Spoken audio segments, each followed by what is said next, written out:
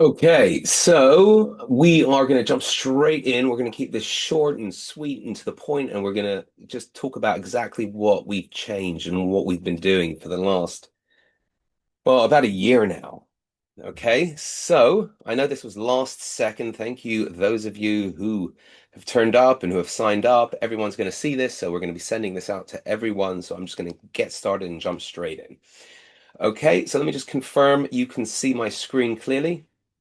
Yeah, what we've been building. Okay, so from the top, again, thank you for joining. Welcome everyone. You've been with us, some of you have been with us for a long time, for a while. So those of you who have been, you've probably noticed that we've been a bit quieter than usual over the last several months. And that's because we've been heads down, completely rebuilding and finalizing core parts of our platform that we started to do about a year ago. Probably noticed about a year or so ago, we got rid of the internal browsers, those browsers that we've had since 2015 or so that we've been changing and updating. All of those Chromium builds, those forked browsers, right? So we got rid of those. And there's a very, very, very good reason why we've done that. And I'm going to show you today what we've done, why we've built it this way, why it matters to you as a user of Chameleon going forward. So what we're going to cover today. First, I'm going to explain why we did this whole rebuild, the industry shift that made it necessary. Then we're going to go deep into what we actually built, all the technical improvements, the infrastructure, stability, how we've strengthened our foundation. And I will also explain the whole trajectory argument, why this approach wins the long term, right? So someone's asked, want to see my face, my video's not on. Uh, Let me see if I can get the video on here. I don't know why it's not working.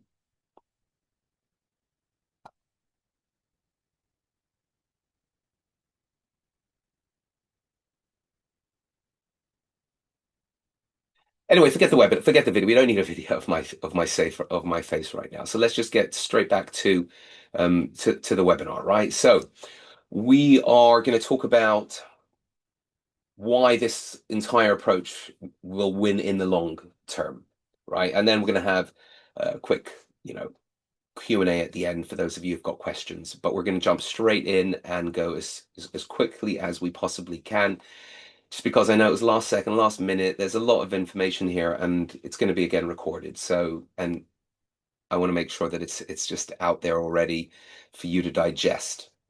Yeah, I wanted to do this tonight, but I have a whole personal an engagement party, whatever it is. So I'm not going to be able to do it tonight, but I wanted to get this out to you before the weekend. Okay, so this is what we saw happening over a year ago, right? The whole industry has changed. Detection has moved. It used to happen way different. We're not talking about 10 years ago now with WebRTC and just proxies. We're talking about just a couple of years ago where when your page loaded, JavaScript fingerprinting, canvas detection, and all that kind of thing, it still matters, but that's the only time it mattered was once you were on the page. Now it happens before your page even loads. It happens at what's called the TLS handshake, and that is at an HTTP2 negotiation. Very technical. Don't need to know exactly how. You can Google it and learn a little bit more about TLS handshakes and anti-detect browsers and how it affects everything. But this is why the burn rates have increased across the industry. I've been monitoring Reddit and everyone's feedback. A lot of people coming over from a lot of other browsers, and this is the reason, right? And this was the reason why we had shifted and changed over, and we still have our Chrome forked versions that we're testing this up against. We've got a lot of accounts, a lot of data here, and it's everywhere, right? So the old approach, obviously, it stopped working. It's just how things go. So it's all changing. It's all happening at the transport layer, the TLS, which stands for Transport Layer Security. So I'm going to break this down um, specifically. So when you connect to a platform, to any website, to anything, they're looking at your TLS fingerprint. That's the JavaScript 3, J3 signature before anything else. So they're looking how your browser negotiates or deals with the HTTP2 and QUIC, QUIC, right? They're validating whether your browser binary is actually signed by a real vendor. So a key point here is by the time JavaScript already runs, by the time the traditional fingerprint spoofing could even activate, the risk score has already been decided. And we realized this. So if we were going to solve this properly, we needed to rebuild from the foundation up, and that's what we've done. You'll also notice when you open up the browsers now, it opens up with a whole different process. Opening and closing, confirming, making sure that the handshake is perfect. Okay, so the TLS layer, authenticity layer, is the biggest change, and that's what's really changed, and it's different. You can find it on different forums, Google discussions looking about TLS handshake and browser anti-detect browsers and Black Hat forum and whatever it is, and you'll find loads of discussions about this on Reddit as well. The proxy subreddits are rife with all the discussion about TLS authenticity.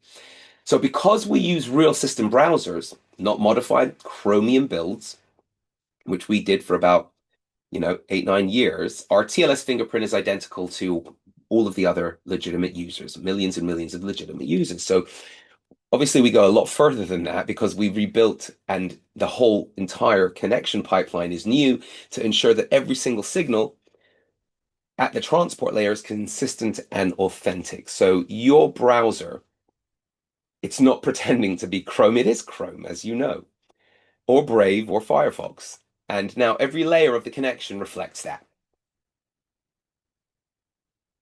So what this is a complete control of the environment architecture around the browser. So our philosophy has been for a while now, don't modify the browser, control the environment, right? So we rebuilt our environment control layer so that it's going to be more robust and consistent, right? So you know, the profile isolation, which completely separates the identities, network separation, time zone alignment, the local regions, consistency with the identities, regions, local language, no data leaks between profiles, storage boundaries, and every identity is completely self-contained with zero leakage between the profiles. Okay, so the technical improvements, here's a little summary. We can go through the table. Got the TLS handshake. Complete pipeline means that we've rebuilt the whole pipeline and you've got native signatures. HTTP2 and QUIC, native protocol handling, all passes all the negotiation checks. Right, you've got profile isolation, zero leakage architecture gives complete identity separation, and the whole synchronizing that we have with the environment aligns the entire system so that everything is consistent across all the layers. Obviously, browser updates are automatic, so there's no such worry of these made up things like browser cores and what have you, because all it means is they're just spoofing the actual real browser update. So you might be on a version that's really and truly 30 or 40 versions behind, but on the front it just says it's the current version. So that's what they're doing. They're spoofing the version to make it seem like you're on an updated version, and you can imagine how everything else looks around that. Okay, so this is built for the long term, right? We've been in this for the long time. We are the oldest anti-detect browser. Go ahead and Google it, type in who's the oldest anti-detect browser. So we didn't just rebuild features, we rebuilt literally how we built the environment as well. So we have an entirely new development process, which is very structured for much faster and safer iterations, better testing infrastructure, comprehensive QA before anything ships, right? Stronger foundations so that everything is built for reliability and continuous improvement, right? The goal was to make it simple and to make sure that we can continue improving this without compromising on the stability. And we've been heads down doing this for the last year. And going forward, you're going to see how everything that we have built is going to reflect what we're talking here. You've already got all of this in the latest updates. Just making sure that you understand what you've already got access to. So why this wins in the long run and what makes our approach fundamentally different, the philosophies we'll call them, right? On the left, you see there, you've got the modify the browser, right? Which is what we've been doing for nearly a decade. Modifying the browser, TLS fingerprint drifts from the real Chrome, meaning the updates are moving forward, but the Chrome browser isn't actually updating, but it looks like it is on the front end. Got a lot of manual patching required for every update. I cannot tell you about what a nightmare it was to patch things properly and organically while we had these forked browsers, which is a massive overhaul that has to be done each time.